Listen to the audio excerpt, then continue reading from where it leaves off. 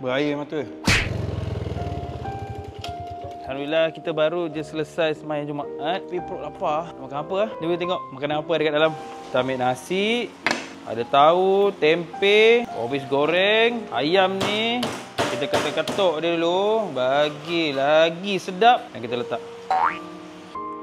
Okey, makanan pun dah siap. Jom kita makan. Sekejap. Sambal tak ada.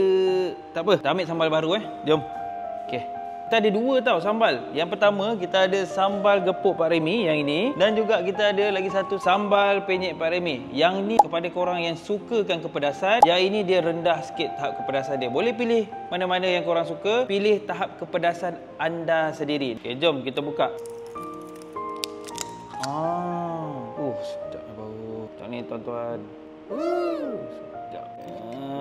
Korang kalau nampak sambal ni ada minyak dekat atas-atas dia, jangan keluarkan tau. Minyak tu yang buatkan dia lagi sedap. Tergaulkan dia sebelum kita makan. Dan pastikan gunakan sudu yang kering dan bersih, okey? Bismillahirrahmanirrahim. Kita try cicah dulu dengan tempe ni.